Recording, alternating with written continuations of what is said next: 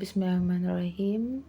Assalamualaikum. Ini materi kita selanjutnya ya tentang metabolisme glukosa atau karbohidrat.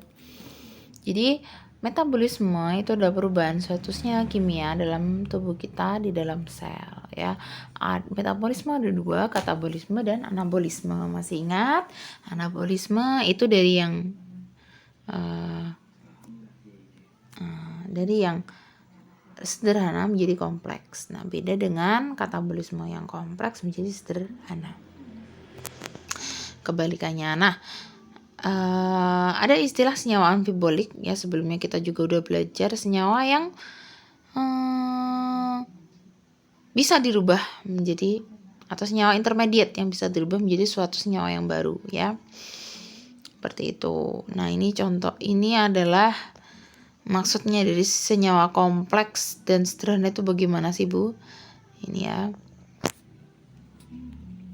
Jadi itu kalau anabolisme ya kan, senyawa yang sederhana. Sederhana itu kan kecil ya, asam amino, sugar, fatty acid atau asam lemak ya. Terus kemudian jika dirubah menjadi yang lebih kompleks akan menjadi asam amino jadi protein. Terus atau asam amino menjadi polisakarida, asam lemak menjadi lemak atau lipid, nah seterusnya. Nah, kalau yang katabolisme ya, yang kompleks misalnya karbohidrat, lemak dan protein dirubah menjadi yang lebih sederhana ya. Bukan jadi karbon dioksida ya, jadi hidrogen ya, menjadi amonia. Nah, itu lebih sederhana ya. Jadi bukan paling sederhana, enggak, jadi lebih sederhana ya.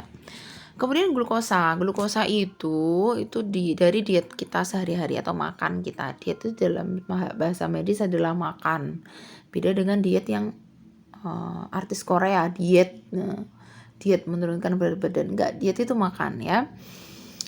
Nah, energi dari 1 gram karbohidrat itu sebesar 4 kilokalori ya, kalori ya hitungannya.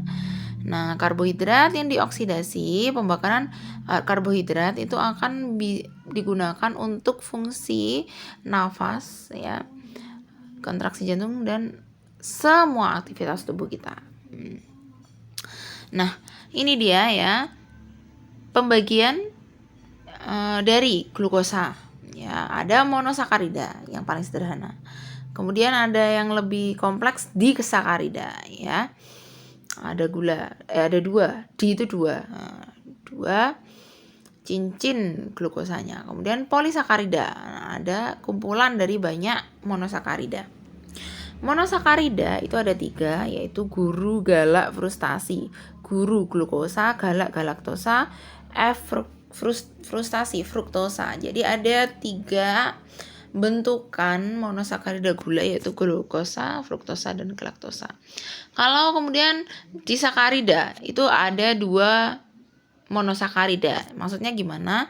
Misal sukrosa itu gabungan dari glukosa ditambah fruktosa. Misal laktosa ya, dari susu, ada dari ASI. Itu dia ada kandungan glukosa dan galaktosa. Nah, seperti itu. Kemudian untuk yang lebih kompleks ya, misalnya dari polisakarida ya, misal dari pati itu maksudnya bukan tepung pati, bukan ya, starch. Itu misal kayak tepung-tepungan, jagung, gandum itu ya, itu masuk starch. Nah, kemudian ada glikogen ya, yaitu adalah simpanan glukosa di dalam otot dan liver. Kemudian ada juga sumber polisakarida itu dari selulosa, yaitu dari rumput-rumputan. Ya, rumput itu mengandung selulosa. Kita tuh nggak bisa mencerna selulosa. Kalau ruminansia kayak sapi itu baru bisa, karena ngunyahnya tuh 2 kali. Sapi itu dikunyah, kemudian dimasukkan ke dalam suatu organ, kemudian dimuntahkan lagi, dikunyah lagi gitu loh, Dek. Ya, kemudian ada serat itu juga polisakarida, inulin, kitin itu juga termasuk polisakarida.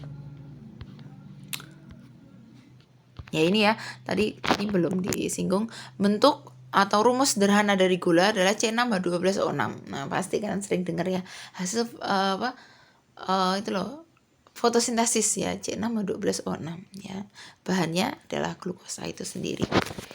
Kemudian selanjutnya ini ya, perjalanan makanan dari pencernaan, suaranya sudah habis juga ini, sampai dia dipecah ya.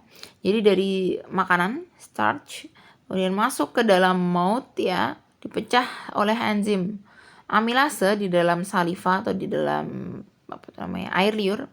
Dari polisakarida menjadi lebih sederhana ya. Jadi dextrin, maltosa dan glukosa.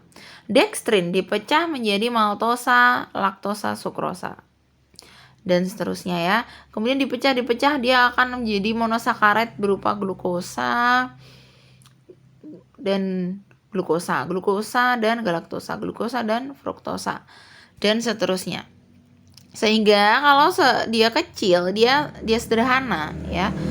Kalau dia sederhana, dia akan bisa digunakan sebentar. Memindahkan ini kok susah banget sih.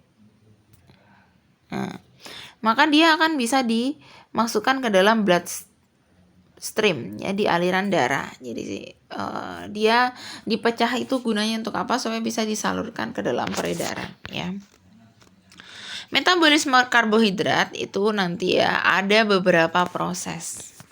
Ada pabrik-pabriknya ya. Entah glukosa ini dipecah secara satu glikolisis, yaitu memecah glukosa jadi asam pirofat. Ya. Kemudian asam pirofat nanti akan masuk ke dalam siklus ya. Jadi siklus metabolisme yang lain lagi. Jadi ini siklus yang awal dari karbohidrat dulu. Ada glikogenesis. Nah, kalau namanya genesis jadi pembentukan glikogen, pembentukan ya. Genesis pembentukan. Jadi pembentukan glukosa dari glikogen ya. Pembentukan glukosa dari glikogen. Jadi glikogen dipecah menjadi glukosa. Kemudian ada glikogenolisis. Nah, glikogen yang dilisiskan. Ya, jadi melisiskan glikogen atau cadangan makanan pada saat lapar. Nah, kemudian ada juga namanya oksidasi asam pirofat ya. Sudah ngantuk, astagfirullahaladzim. Oksidasi asam pirofat akan dioksidasi menjadi akhir produknya adalah asetil CoA. Kemudian ada proses TCA cycle yang apakah sudah Mas singgung ya? Belum ya TCA cycle. Kemudian ada proses HMP shunt. Kemudian proses gluconeogenesis, yaitu dari senyawa bukan karbohidrat ya, atau keton ya, atau keton dari protein atau lemak. Glikolisis, bagaimana ceritanya glikolisis? Glikolisis pemecahan glukosa menjadi asam pirofat ya. Kalau ini ada asam laktat, Bu. Asam laktat itu apabila si glukosa itu glikolisisnya adalah kurang oksigen. Nah, itu terjadi pada kita yang biasanya lari sprint ya. Lari sprint itu kan ya, oksigen yang kita hirup itu pasti lebih sedikit toh, karena nafasnya pendek. Jadi dia akan merubah glukosa menjadi asam laktat. Nah, asam laktat yang berlebih ini akan menyebabkan ini deh, kram. Nah, sering ya ada olahragawan kram karena dia kurang pemanasan, kemudian atau kurang pendinginan. Akhirnya glikolisisnya adalah merupakan glikolisis anaerob ya, tidak menggunakan oksigen. Nah, glikolisis ini akan menghasilkan energi atau ATP. Tempatnya adalah di sitoplasma ya, di luarnya inti sel. Jadi sel itu ada intinya, kemudian ada luarnya sitoplasmanya ya, ini sitoplasma. Ini kemudian ada dinding selnya. Nah, dan seterusnya ya. Jadi tempatnya di sitoplasma. Nah, tadi ya Burama bilang glikolisis aerob dia menghasilkan energi lebih banyak atau sekitar 8 ATP. Nah, yang dihasilkan adalah pirofat. Nah, kalau anaerob dia lebih sedikit ATP-nya yang dihasilkan atau energinya, dan yang dihasilkan itu laktat, asam laktat. Asam laktat juga bisa digunakan dalam metabolisme, tapi kalau berlebih itu akan menyebabkan efek samping. Namun ada salah satu organ yang memang glikolisisnya itu secara anaerob, yaitu ada di dalam sel darah ya. Di dalam sel darah. Nah, ini ya, proses glikolisis. Nah, glikolisis ya, dari awalnya glukosa. Dia akan dirubah menjadi glukosa 6-fosfat ya. Glikolisis tadi bisa jadi dari glukogen juga ya. Glukogen dirubah jadi glukosa 1-fosfat. Nah, glukosa 6-fosfat atau G6P dirubah akan menjadi fruktosa 6-fosfat. Fruktosa 6-fosfat jadi fruktosa 1,6-bifosfat. Nah, ini akan dirubah menjadi gliseraldehid 3-fosfat. Gliseraldehid 3-fosfat akan menjadi 3-fosfogliserat. Nah, kemudian dirubah menjadi fosfogliserat dan fosfoenol pirufat. Fosfoenol pirufat menjadi pirufat. Nah, ini produk akhirnya. Nah, pirufat bisa jadi fosfoenol pirufat adalah bisa menjadi apa? Bukan pirufat tapi malah menjadi laktat. Nah, ternyata pirufat juga bisa menjadi laktat juga ya dengan peran enzim laktat dehidrogenase. Nah, pirufat bisa berubah menjadi asetil CoA yang masuk suatu siklus ya. Nah, nanti apa siklusnya kita pelajari ya. Seperti itu. Nah, jadi perubahan di setiap substrat, di setiap senyawa itu dibantu oleh enzimnya. Jangan lupa ya, enzim ini perannya gede sekali. Jadi setidaknya kalian tahu ya, bukan hafal. Glukosa jadi glukosa 6-fosfat, peran dari heksokinase dan glukokinase. Ya. Kemudian jadi kalau tidak ada enzim itu dia tidak akan berubah menjadi senyawa tersebut ya. Dan seterusnya, fosfoenol pirufat menjadi pirufat, itu peran dari pirufat kinase. Ya, seperti itu. Next. Nah, glikolisis di dalam darah tadi sudah Abrahma singgung, itu terjadi secara anaerob ya. Karena eritrosit tidak ada karena eritrosit tidak memiliki mitokondria. Nah, kalian tahu kan sel eritrosit loh, Dek. Nah, dia tidak memiliki mitokondria. Jadi otomatis dia tidak bisa mendapatkan oksigen di situ. Tidak bisa menggunakan oksigen untuk metabolismenya. Meskipun si eritrosit itu perannya membawa Hb ya kan, Hb mengikat oksigen ya kan. Tapi oksigen itu tidak bisa dia gunakan untuk glikolisis. Wah, betapa baiknya ya oksigen eritrosit ya. Dia punya tapi mending untuk orang lain dibanding untuk dia sendiri. Nah, jadi seperti itu. Nah, glikolisis di dalam sel darah merah dia akan menghasilkan asam laktat karena dia tidak menggunakan oksigen alias anaerob. Jadi di mitokondria itu terjadi rantai respirasi, pertukaran antara CO2, O2 dan lain-lain ya. Respirasi pusatnya ada di mitokondria ya. Kemudian asam pirufat juga bisa dirubah menjadi asam laktat. Nah, di dalam glikolisis dari sel darah merah dia akan terbentuk 2,3 bifosfogliserat. Nah, sehingga dari situ sel darah merah bisa melepaskan oksigen ya untuk tubuh kita, untuk asupan setiap sel-sel kita tadi bukan untuk dirinya sendiri. Nah, ini dia. Siklus yang kedua adalah TCA cycle atau siklus asam sitrat atau siklus Krebs. Ya. Itu terjadi di mitokondria. Nah, hasilnya dari siklus ini adalah asetil CoA. Ya, dan energi jelas.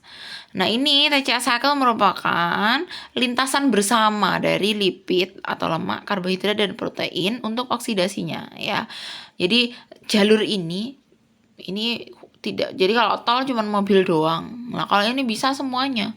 Jalur ini bisa dipakai untuk mobil, motor dan lain-lain. Bisa dipakai oleh karbohidrat, lipid dan protein. Nah, ya. Nah, di sini asam amino selalu tersedia dalam berbagai proses atau tahap-tahapnya, jelas. Nah, ini dia ceritanya ya. Sepertinya kayak sudah ya dia ini ya, TCA cycle. Burahma lupa sih. Kita ulangi lagi aja ya.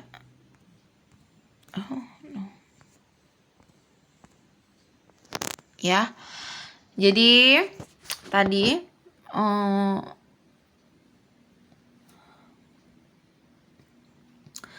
misal dari oksaloasetat ya. Oh ya, misal dari pirufat ya. Dari pirufat. Pirufat tadi dari mana? Dari glikolisis toh, dari glikolisis. Nah, pirufat bisa dirubah jadi asetil-CoA kan?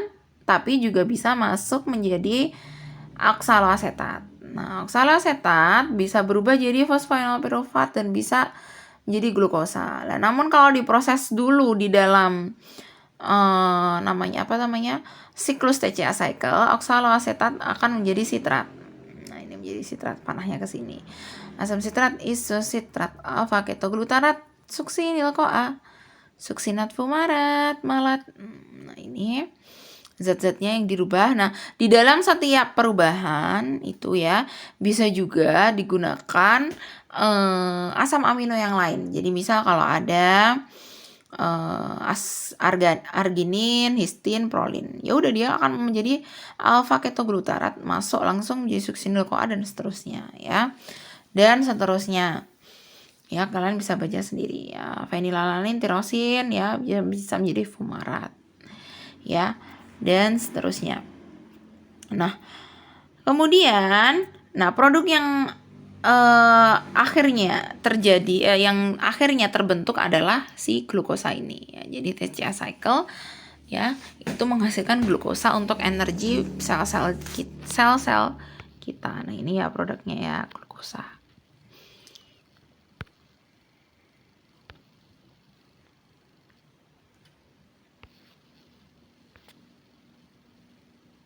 Oh ya, tadi kalian pasti masih bingung ya.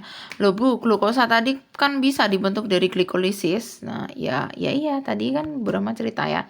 Pirufat ini. Nah, bisa langsung oksaloasetat dan bisa menjadi glukosa langsung. Atau kalau masuk TCA cycle, ini glikolisis ya. Glikolisis. Tapi kalau masuk TCA cycle dia akan berubah masuk ke siklus. Nah, baru bisa dirubah menjadi glukosa gitu loh deh ya. Jadi siklusnya itu banyak, pabriknya banyak ya.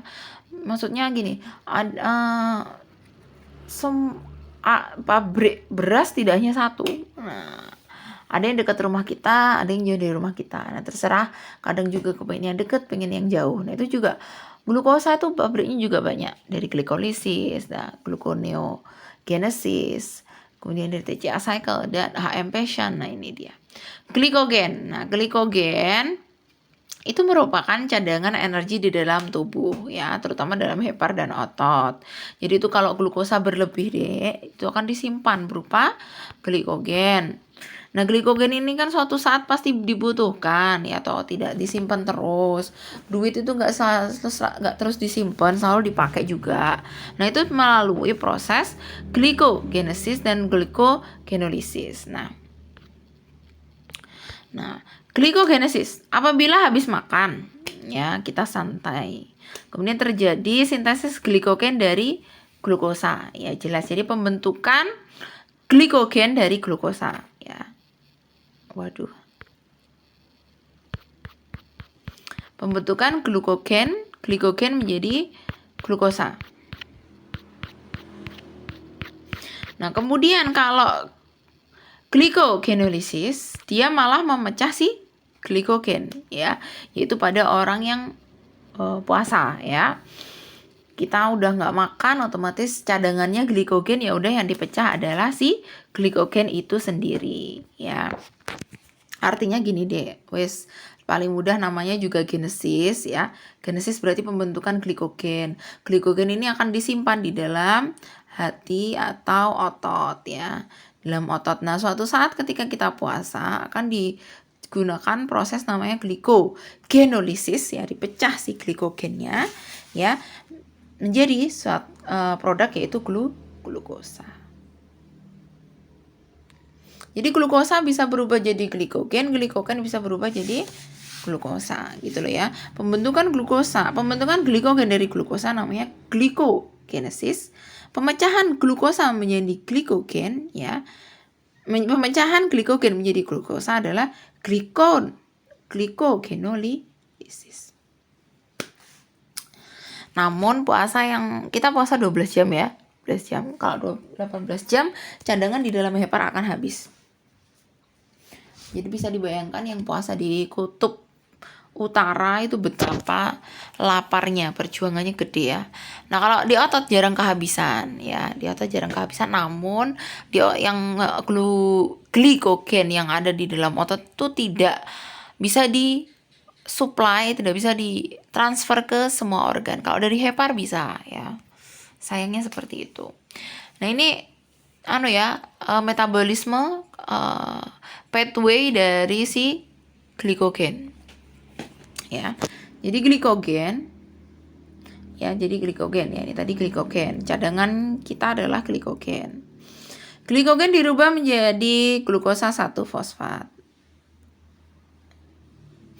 Atas peran dari enzim fosforilase, glukan transferase ya, perannya. Kemudian dirubah menjadi glukosa 6-fosfat. Nah, baru menjadi glukosa. Nah, atau dari glukosa 1,6-fosfat akan masuk menjadi UDP, uridin difosfat glukosa. Aduh, gimana sih? Ya, malah hilang. Yaudah ya, seperti itu ya. Susah ya pakai ini. Nah, atau dari glukosa. Nah, ya. Jadi glukosa 6-fosfat. Nah, baru dia menjadi glukosa ya. Gitu. Nah, tadi kalau yang pertama tadi jadi glukosa 6-fosfat menjadi glukosa 1-fosfat menjadi 6-fosfat dan baru menjadi glukosa. Atau ada proses debranching enzim ya, ada glukan transferase, dia akan bisa berubah jadi glukosa gitu ya. Dan produk-produk ini akan menghasilkan ATP atau energi ya. Seperti itu. Kemudian kontrol glikogen. Jadi glikogen tadi dikontrol ya. Dengan apa? Di dalam hepar maka akan dikontrol dengan fosforilase. Fosforilase di dalam hepar lebih dominan. Fosforilase tidak dapat dibuat, tidak aktif oleh protein fosfatase 1 ya. Kemudian kalau di dalam otot, kontrolnya adalah keseimbangan antara glikogen sintase dan fosforilase. Kalian lihat dong. Ini ya, namanya juga semua ya. Ya. Bukan Taumingshe, tapi se. Namanya kalau se berarti enzim ya. Ya, kalian lihat nih. Nah, kontrolnya adalah dikontrol oleh si glikogen sintase dan fosforilase. Nah, ini. Pengontrolnya adalah ini ya. Pengontrolnya adalah ini. Kalau misal glikogennya banyak, ya udah fosforilasenya juga banyak supaya bisa segera dipecah gitu loh. Ya, dan seterusnya. Kalau nggak seimbang ya akhirnya ya ada penimbunan ya. Atau glukosa darahnya menjadi tinggi dan seterusnya. Nah, pengaruh glukosa, fosforilase dihambat oleh glukosa dan insulin ya. Fosforilase atau enzim yang tadi, enzim yang merubah glikogen menjadi glukosa ya. Kalian bingung nggak sih? Glikogen menjadi glukosa.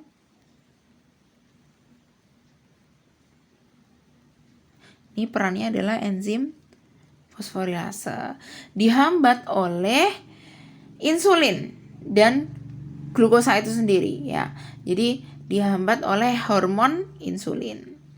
Dihambatnya itu kan berarti dikontrol ya kan. Bukan semerta-merta dihambat terus insulin itu jahat. Loh, insulin malah membantu ya, Dek. Namun apabila kadar glukosa meningkat ya, akibatnya glukosa 6-fosfat meningkat. Senyawa ini dapat meningkatkan aktivitas glikogen sintase ya. Jadi kalau misal glukosanya meningkat, maka dia akan dirubah. Nah, ini kan glukosa ya, produknya udah jadi glukosa nih. Nah, glukosa menjadi biar kalau berlebih ya wis disinggahno ae lek kakean duite dengan peran dari glikogen sintase ya. Peran dari glikogen sintase. Sehingga glukosa dirubah menjadi glikogen ya. Seperti itu. Jadi fosforilase ya, dia merubah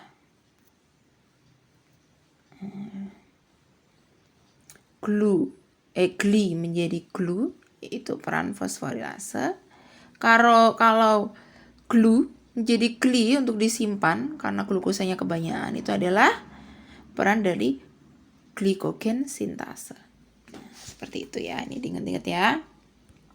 Jadi mekanisme kontrolnya adalah si enzim glikogen sintase dan si fosforilase.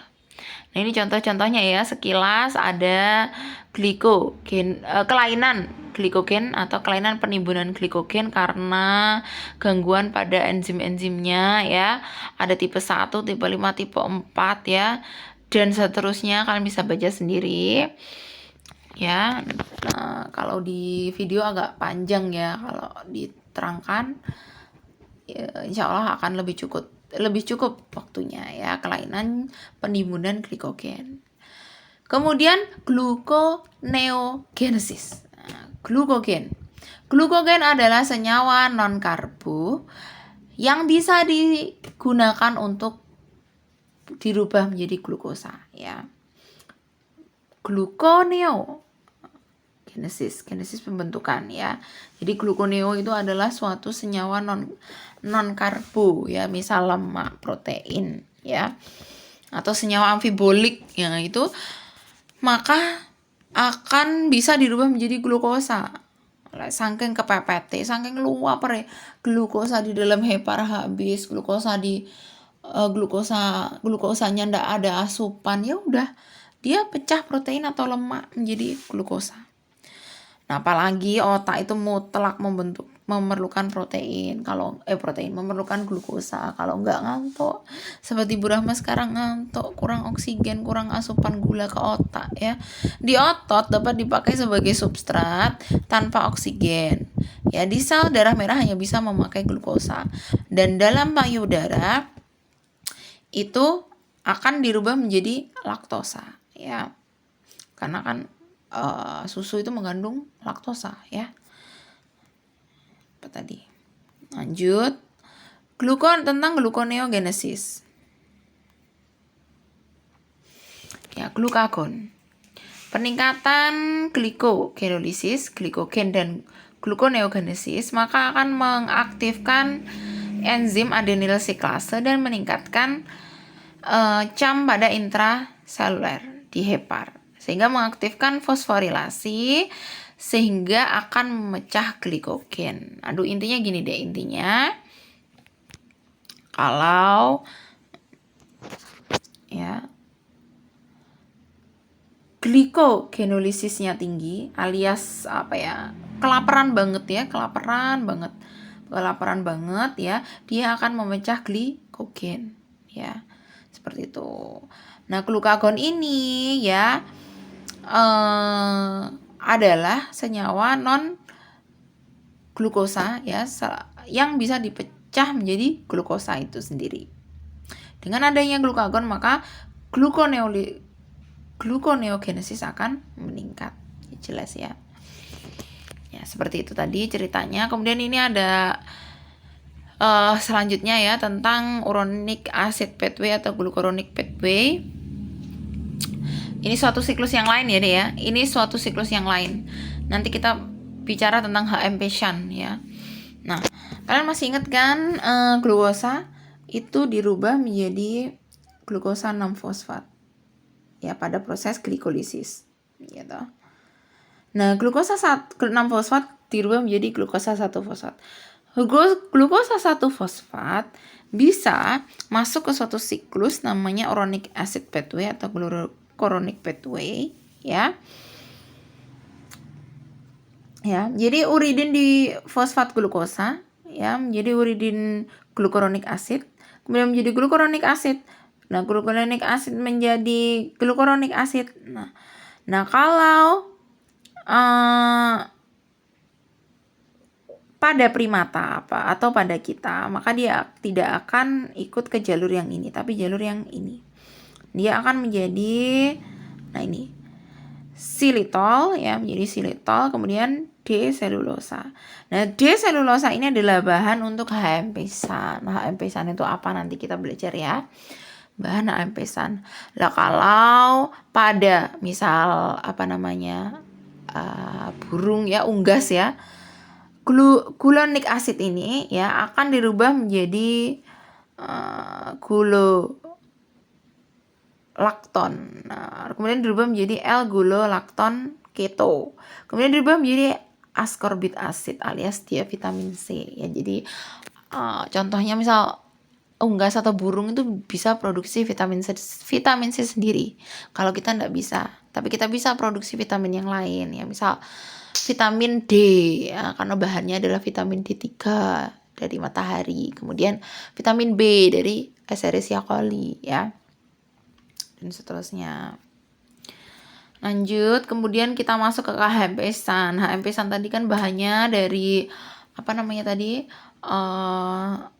uronic acid pathway, yaitu adalah D-selulosa ya.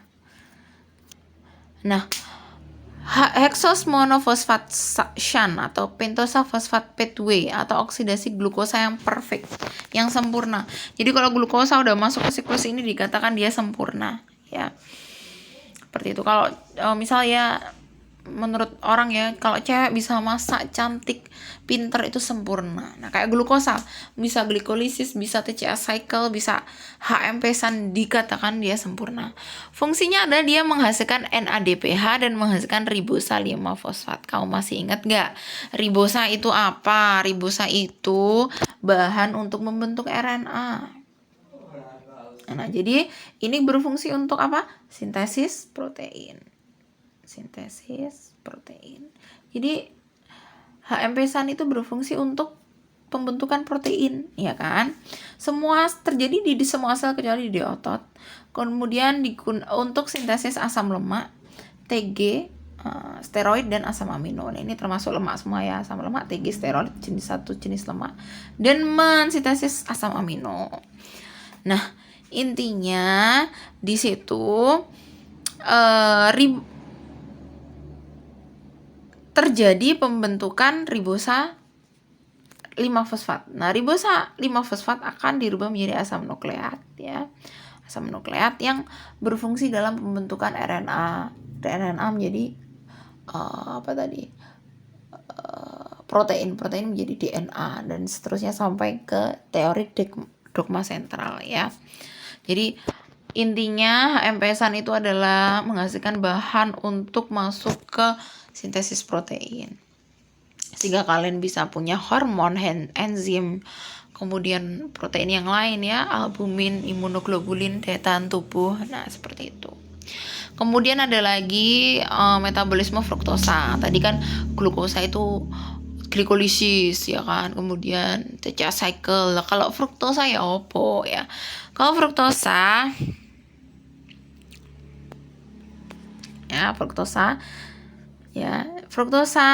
bisa masuk ya ke suatu sel ya, yang melalui pintu GLUT2. Pintunya glukosa itu GLUT ya. Tuh ya, kalau glukosa itu ini juga masuk ke pintu. Nah, itu jadi fruktosa 1-fosfat. Fruktosa 1-fosfat akan menjadi pada akhirnya adalah menjadi pirufat. Nah, sama ya kayak si glukosa. Nah, ini jalurnya glukosa 6-fosfat, kemudian dan seterusnya masuk ke siklus ini akan menjadi pirufat juga. Nah, pirufat akan bisa menjadi laktat, kemudian bisa digunakan. Nah, pirufat bisa masuk ke dalam TCA cycle. Ya, tadi ya, TCA cycle. TCA cycle menghasilkan asetil-CoA. Asetil-CoA dia akan masuk ke siklus sehingga menghasilkan menghasilkan VDRL. VDRL itu salah satu lemak deh. Ya, VDRL, kilomikron dan lain-lain, dia akan menjadi lemak fungsional. Misal lemak itu kan fungsinya untuk melapisi sel, terus kemudian pembentukan hormon dan lain-lain. Jadi siklus ini sudah benar. Siklus ini salah kalau memang ya terlalu berlebih. Ya, VDRL terlalu berlebih. Jadi intinya gini deh, dari cerita ini ternyata glukosa, fruktosa ya bisa menjadi lemak loh ya. Nah, jadi kebanyakan glukosa itu bisa menyebabkan lemak itu tinggi. Meskipun kita maem itu nggak lemak, kita nggak makan jeroan. Tapi kalau tiap hari boba, tiap hari cilot, tiap maeme nasi lauknya mie, ngemilnya cilot, minumnya boba, apalagi. Dan seterusnya semua serba karbohidrat. Nah itu akan meningkatkan pembentukan lemak ya, pembentukan lemak atau lipogenesis. Nah, lipogenesis. Nah, ternyata gula juga nantinya kalau berlebih ya dari siklus ini akan jadi asam urat atau uric acid. Nah, ternyata glukosa itu musuh utama kita ya, Rek. Musuh utama kita. Misal kalau orang juga kan maem tempe gara asam urat. Lah, dilihat dulu keasupan glukosamu seimbang nggak? Ternyata asam uratnya atau lemak tingginya adalah bukan dari makanan lemaknya tapi malah dari asupan glukosamu yang berlebih ya. Pernah kan ada podcastnya Deddy Corbuzier sama siapa itu, ya musuh utama kita bukan lemak, musuh utama kita glukosa. Nah kayak gitu, seperti itu ya. Kemudian tadi fruktosa sudah, glukosa sudah, kemudian laktosa di dalam ASI dan susu ya, produk susu. Cara pemecahannya bagaimana ya dari laktosa menjadi oleh laktase ya, enzim laktase dirubah menjadi galaktosa. Galaktosa menjadi galaktosa 1 fosfat. Galaktosa 1 fosfat jadi glukosa 1 fosfat. Glukosa 1 fosfat menjadi glukosa 6 fosfat. Ya, kemudian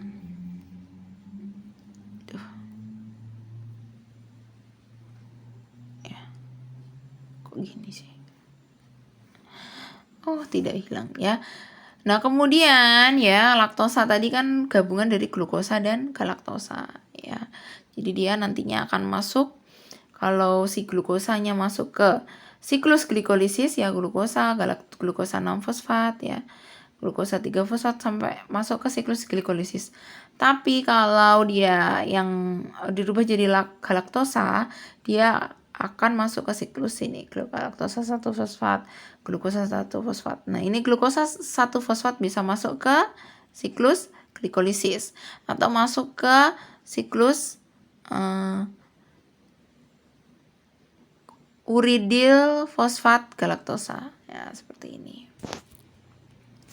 dan seterusnya. Kemudian metabolisme gula amino ya, asupan glukosa rendah maka akan menggunakan proses gluconeogenesis yang tadi Brahma bilang, gluconeo ya, senyawa non karbohidrat non gula yang bisa menjadi gula, yaitu misalnya protein, lemak gitu kan ya. Jalurnya adalah jalannya yaitu Embden-Meyerhof dan siklus asam sitrat ya. Seperti itu. Kemudian pengaturan metabolisme karbohidrat tadi sudah sempat disinggung ya. Ternyata ada peran insulin ya yang gunanya untuk mengontrol karbohidrat. Nah, insulin dan glukagon. Nah, kalau insulin sendiri dia adalah mengaktifkan glikogen sintase dan menghambat gluconeogenesis. Jadi artinya dia mengontrol produksi glukosa, ya kan? Ya, dia menghambat enzim untuk membentuk glukosa dari gluconeogenesis dan juga mengaktifkan glikogen sintase ya, jadi pembentukan glikogen dari glukosa.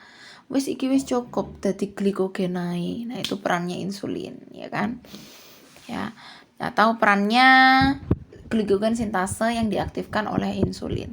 Tapi kalau glukagon kebalikan dari insulin.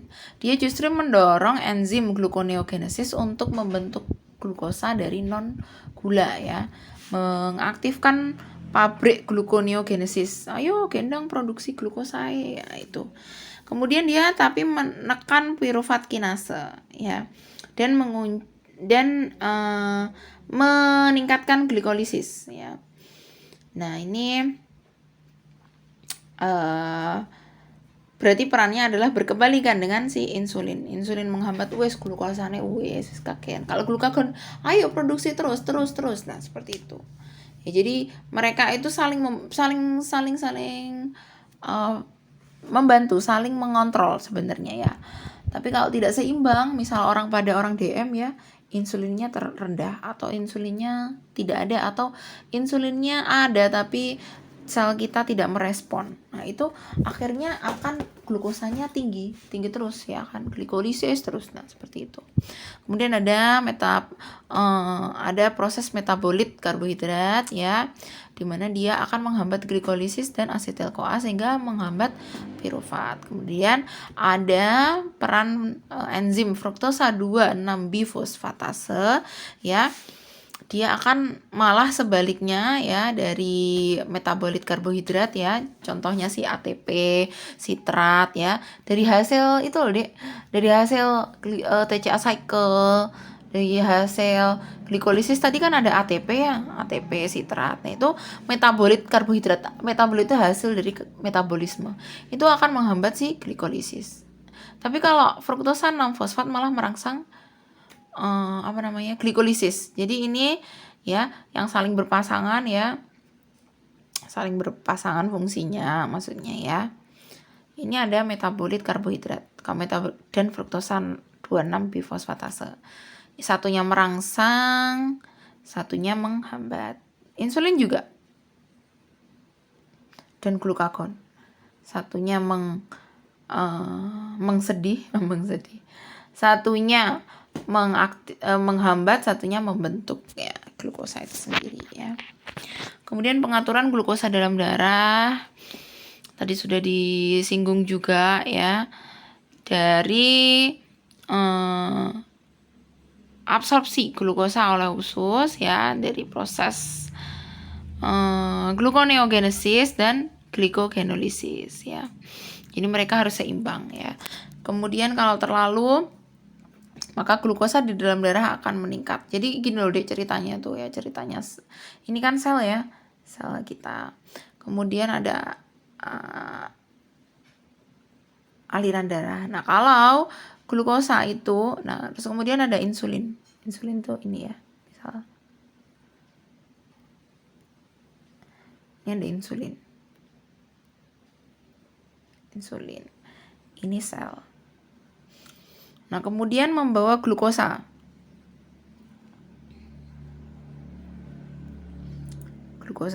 Nah, glukosa ini kan harusnya masuk ke dalam sel ya, sama insulin. Yuk masuk, selamat datang glukosa. Nah, kalau insulin tidak ada, maka glukosa ini yang nggak akan masuk ya. Kalau nggak ada insulin, glukosa nggak akan masuk ke sel, tapi malah di aliran darah. Gitu loh. Di aliran darah sampai pada akhirnya dibuang di urin. Makanya orang diabetes itu poliuri alias sering pipis ya, itu tadi ya, insulin seperti itu. Nah, sekilas kadar gula normal antara 80 sampai 100 atau di bawah 120 ya. Kemudian insulin yang tidak bekerja, maka glukosa akan menumpuk di darah, maka menyebabkan hiperglikemi, hipertinggi gula dan minyak itu di darah, sehingga menyebabkan diabetes mellitus. Sudah, alhamdulillah. Sekian, terima kasih.